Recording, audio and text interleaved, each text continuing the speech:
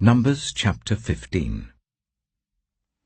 The Lord said to Moses, "Speak to the Israelites and say to them, After you enter the land I am giving you as a home, and you present to the Lord food offerings from the herd or the flock, as an aroma pleasing to the Lord, whether burnt offerings or sacrifices, for special vows or free will offerings or festival offerings, then the person who brings an offering shall present to the Lord a grain offering of 1/10 of an ephah of the finest flour, mixed with 1/4 of a hin of olive oil.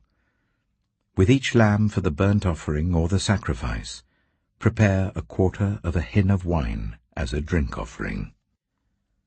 With a ram, prepare a grain offering of 1/5 of an ephah of the finest flour mixed with 1/3 of a hin of olive oil, and 1/3 of a hin of wine as a drink offering. Offer it as an aroma pleasing to the Lord.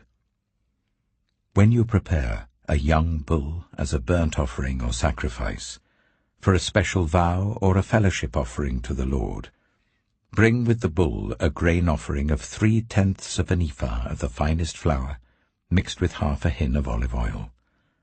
And also bring 1/2 a hin of wine as a drink offering. This will be a food offering, an aroma pleasing to the Lord. Each bull or ram, each lamb or young goat, is to be prepared in this manner. Do this for each one, for as many as you prepare. Everyone who is native-born must do these things in this way when they present a food offering as an aroma pleasing to the Lord.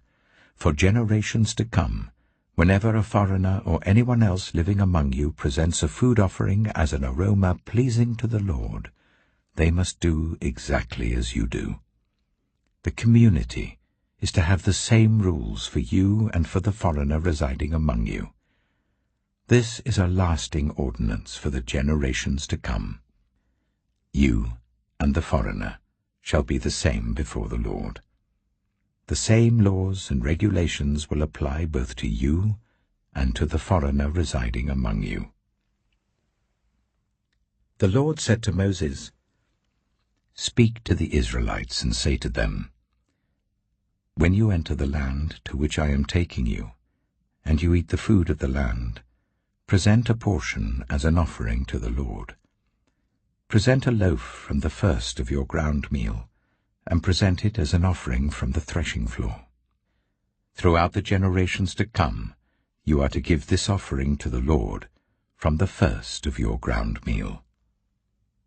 Now, if you as a community unintentionally fail to keep any of these commands the Lord gave Moses, any of the Lord's commands to you through him, from the day the Lord gave them and continuing through the generations to come, and if this is done unintentionally without the community being aware of it, then the whole community is to offer a young bull for a burnt offering as an aroma pleasing to the Lord, along with its prescribed grain offering and drink offering, and a male goat for a sin offering.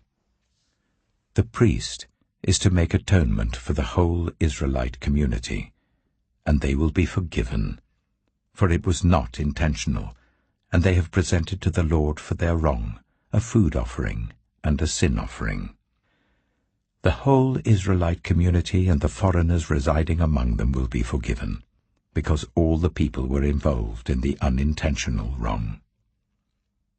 But if just one person sins unintentionally, that person must bring a year-old female goat for a sin offering.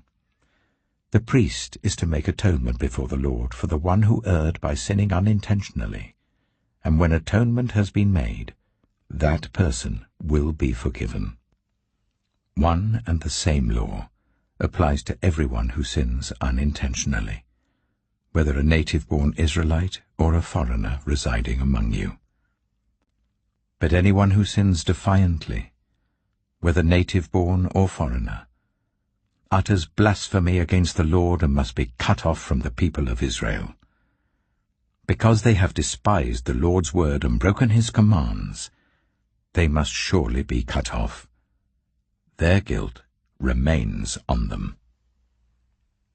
While the Israelites were in the wilderness, a man was found gathering wood on the Sabbath day.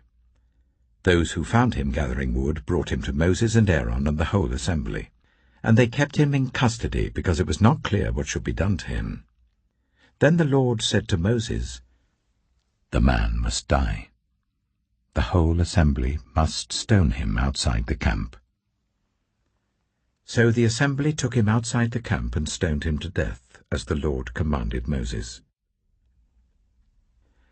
The Lord said to Moses, "Speak to the Israelites and say to them, throughout the generations to come, you are to make tassels on the corners of your garments, with a blue cord on each tassel.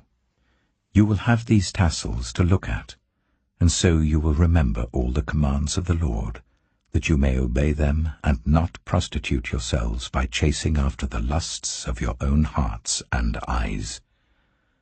Then you will remember to obey all my commands and will be consecrated to your God. I am the Lord your God, who brought you out of Egypt to be your God. I am the Lord your God."